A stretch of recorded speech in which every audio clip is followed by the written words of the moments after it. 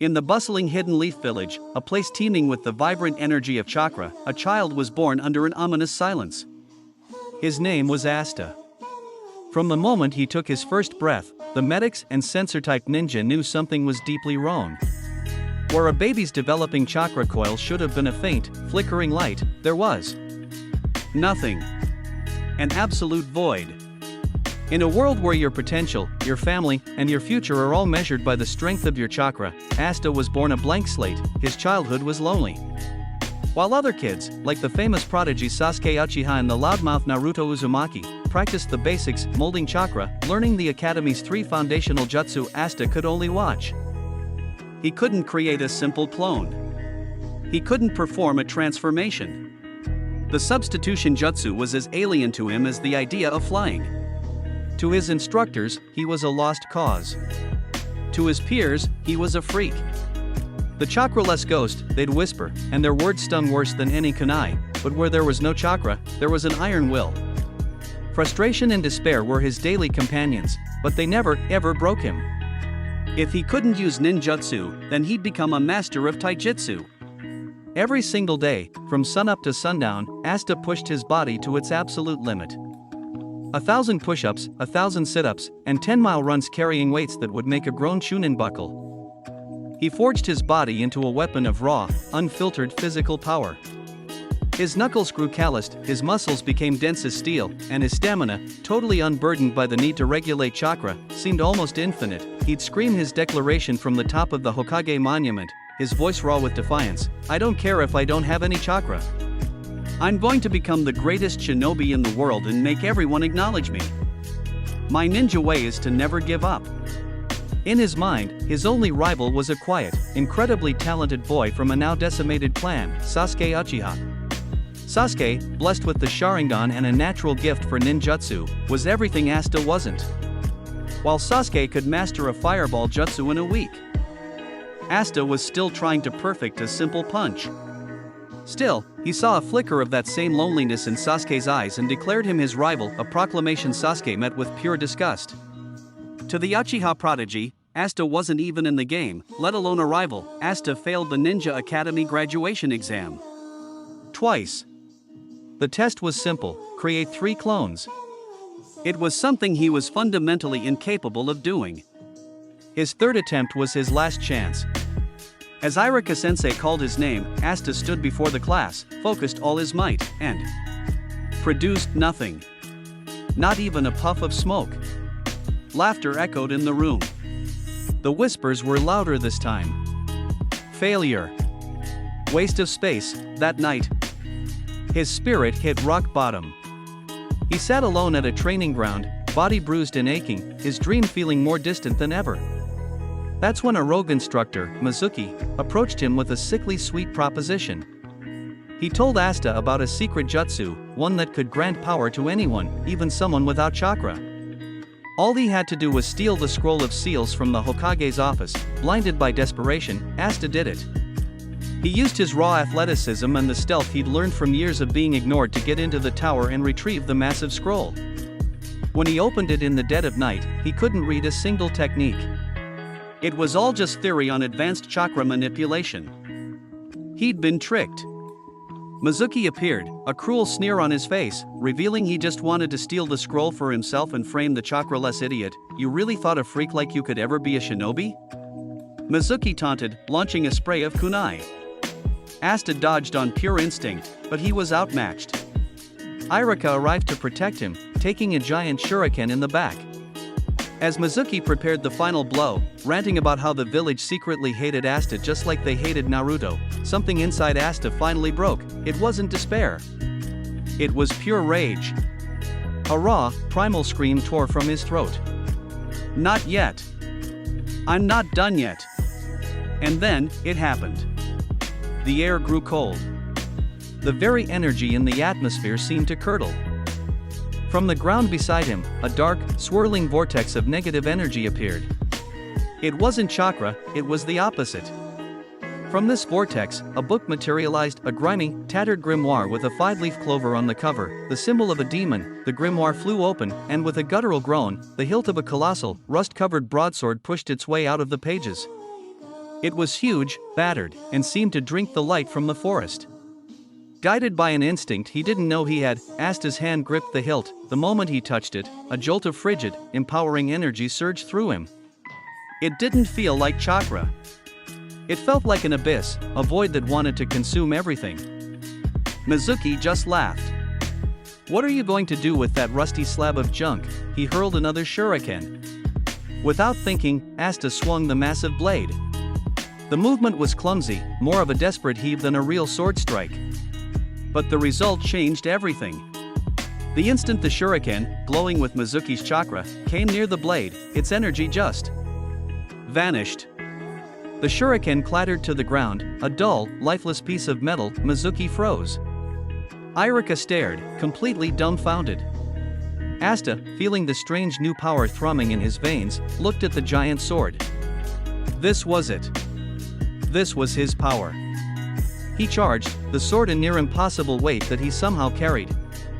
Mizuki performed a jutsu. Water-style, wild water wave. A torrent of chakra-infused water erupted towards Asta. He swung the sword again, cleaving right through the wave. The water didn't splash around the blade, the part the sword touched was simply erased, leaving a perfect, dry path for Asta to run through. He reached the terrified Mizuki in an instant and brought the flat of the blade down on him with one devastating blow, knocking him out cold. Silence fell over the forest, broken only by Asta's heavy breathing. The third Hokage, Hiruzen Sarutobi, who had been watching from the shadows, stepped forward. His expression was a mix of profound shock and deep concern. The world of shinobi had just changed.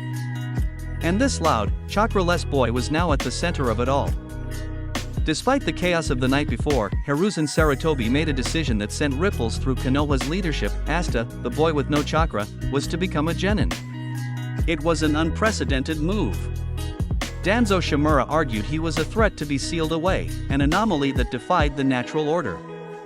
Hamura and Koharu saw him as a useless weapon at best. But Hiruzen saw potential. A power that could nullify ninjutsu was just too valuable to ignore, especially with tensions growing between the villages. But what team could possibly handle him? He couldn't do cooperative ninjutsu, couldn't be healed by standard medical jutsu, and was a walking blind spot to sensor types. The answer came in a flash of youthful green. Might Guy, Konoha's noble blue beast, practically burst into the Hokage's office, flames of passion burning in his eyes. "Hokage-sama, let me take him," Guy declared with a blinding smile. A boy who has honed his body to its peak because he has nothing else? Whose heart burns with the fire of youth and hard work? He is the very embodiment of my philosophy. He will be my greatest pupil. And so, Team Guy, already a powerhouse of specialists, gained a fourth, very unconventional member. The team was made up of Niji Hyuga, the genius of the gentle fist, Tenten, the master of shinobi weaponry, and Rock Lee, Guy's other taijutsu-crazed protege. The introduction was interesting. Lee and Asta bonded almost instantly. They saw a shared spirit in each other, a spirit of relentless effort against impossible odds. Within minutes, they were challenging each other to push-up contests and screaming about the power of hard work, much to Guy's tearful pride.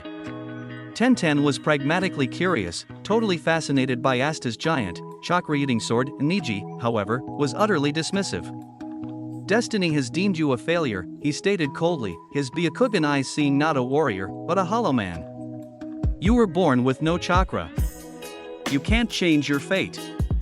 You will only be a liability to this team." Asta just grinned, pointing a thumb at himself.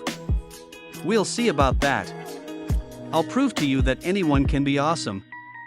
No matter where they start, their first C-rank mission, which of course turned into a B-rank, was an escort mission to the Land of Waves.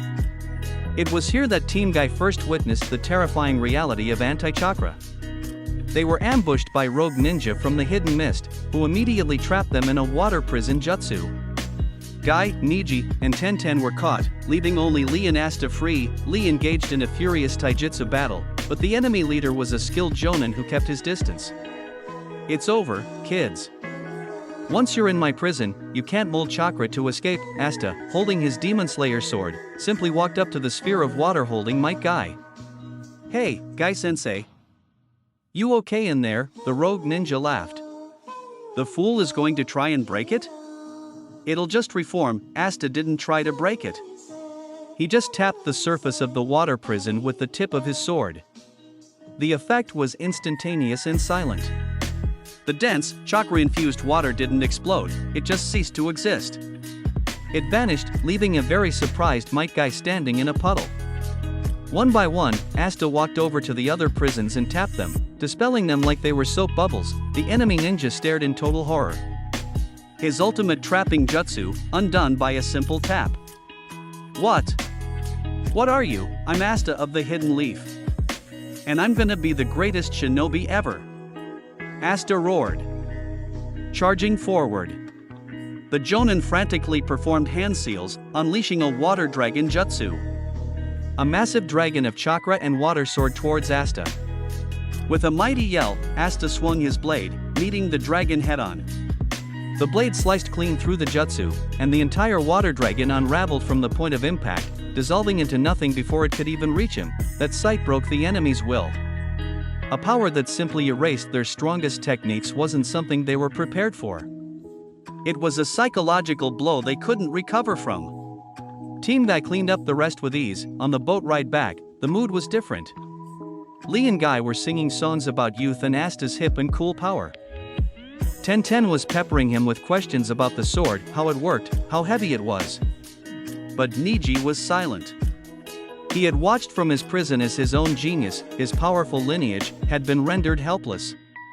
He'd been trying to figure out how to disrupt the prison's chakra flow, a complex and difficult task. And this loud, talentless boy just touched it and made it go away. It didn't make sense. It was a violation of the world's fundamental laws.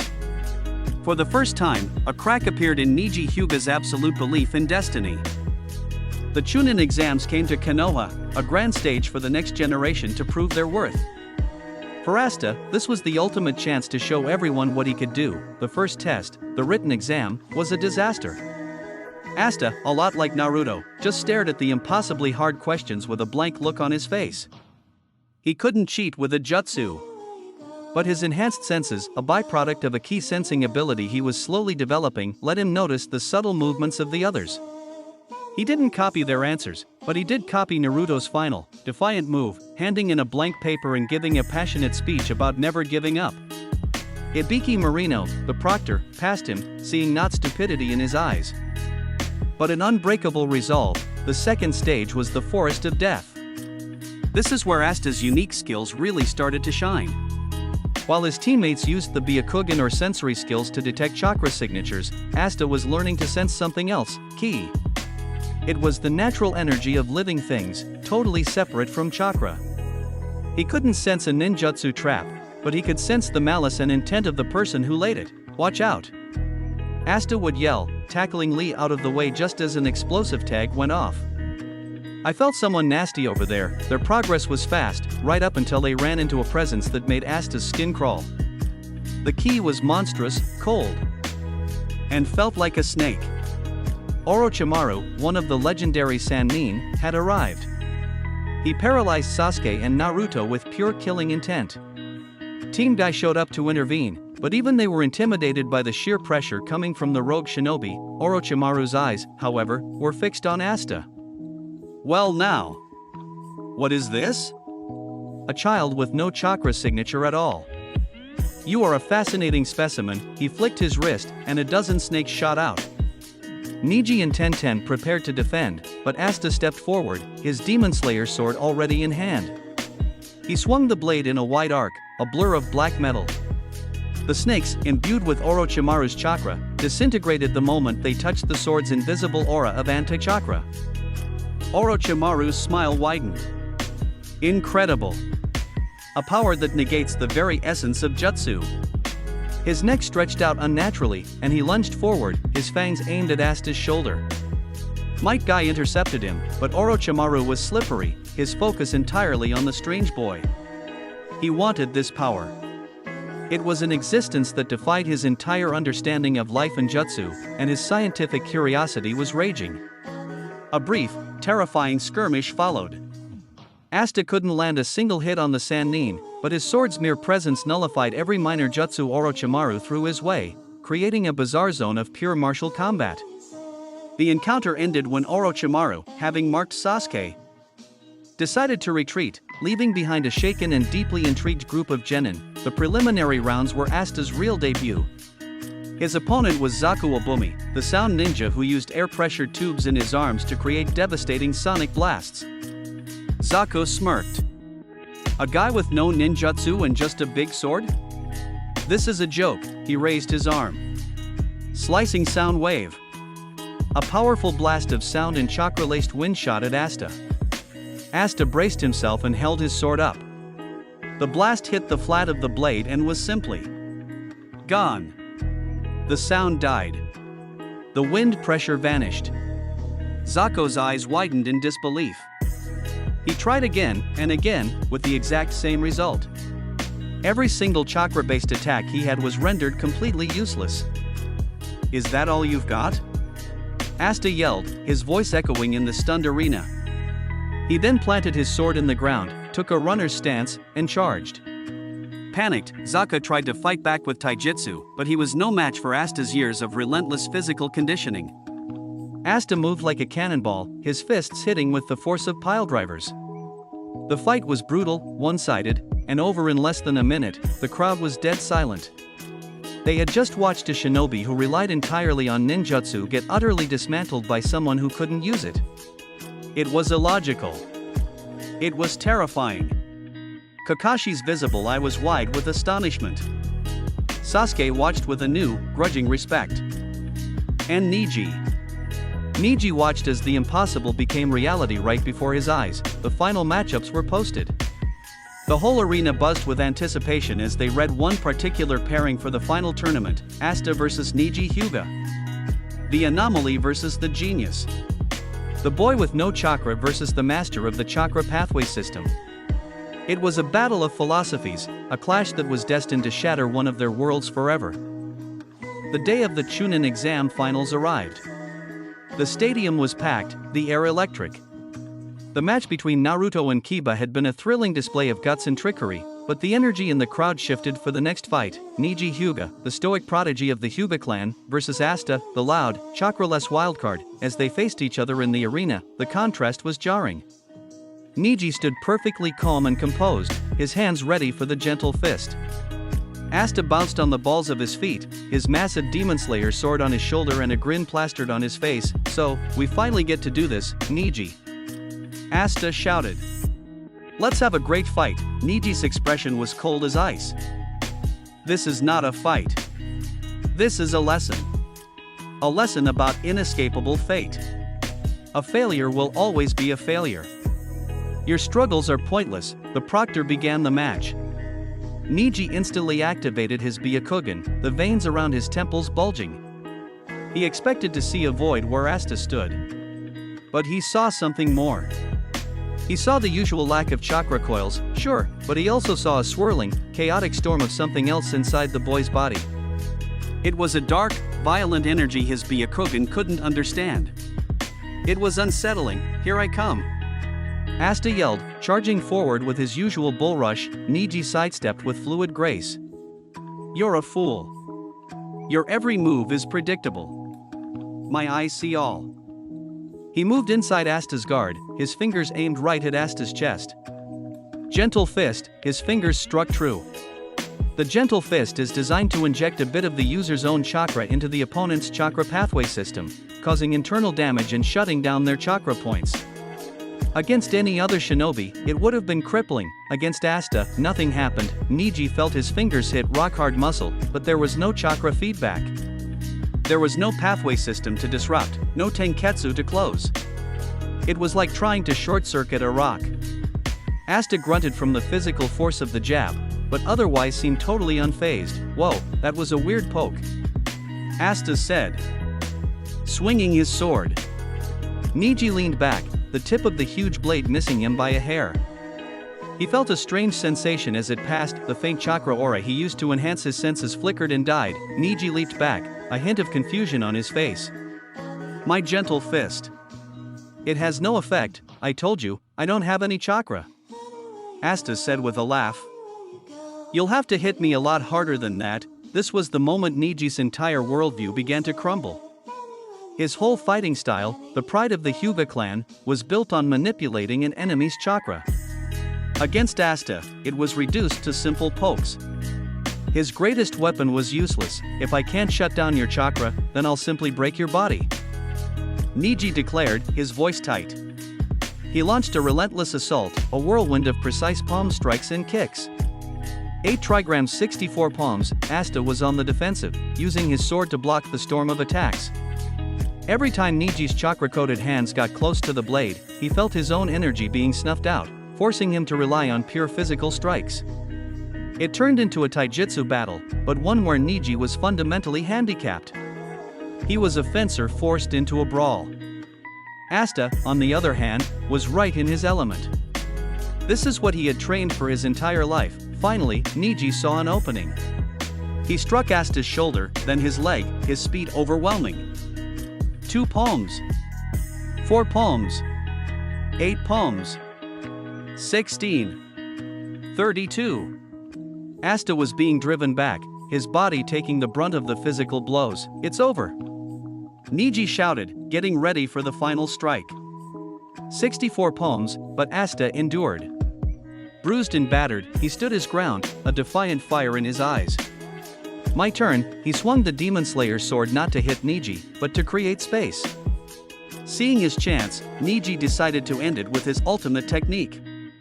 He began to spin at high speed, releasing a massive burst of chakra from every single tenketsu in his body. 8 trigrams palms revolving heaven, a dome of pure, spinning chakra erupted around Niji, an absolute defense that could repel any attack. It was the ultimate expression of the Hyuga's power. Asta saw the shimmering dome of energy and grinned. That looks tough. But I bet it's made of chakra. He didn't hesitate. He roared and charged directly at the spinning dome of death, his sword held out like a lance. The moment the tip of the Demon Slayer's sword touched the revolving heaven, the impossible happened. There was no grand explosion. No clash of titans. The sword, with its anti-chakra power, acted like a pin to a balloon. The point of contact became a hole, a void in the technique. The chakra that made up the dome was nullified, erased, causing a catastrophic collapse of the entire jutsu. Niji's ultimate defense unraveled around him like a broken toy. He was left spinning in the middle of the arena, disoriented and completely vulnerable. Before he could recover, Asta was on him. He didn't strike with the blade. He brought the massive, flat side of the sword down, slamming it into Niji with all his strength. The impact sent the Hyuga prodigy flying across the arena, where he crashed into the wall. Silence.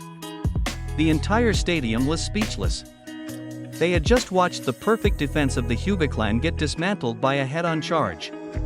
They had watched the genius of his generation get beaten by a failure. Asta stood over the downed Niji, panting. See? I told you. Fate, destiny. That stuff doesn't decide who you are. You do. From the Kage box, Hiruzen Sarutobi smiled. In the stands, Might Guy and Rock Lee were weeping waterfalls of joy.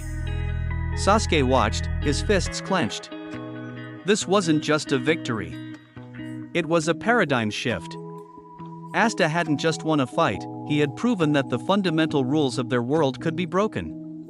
And as the crowd finally erupted into a roar of disbelief and awe, 2 figures in black cloaks with red clouds, watching from a distance, took special note. A power that could nullify chakra wasn't just a curiosity. It was a direct threat to their plans. It was a threat to the Akatsuki.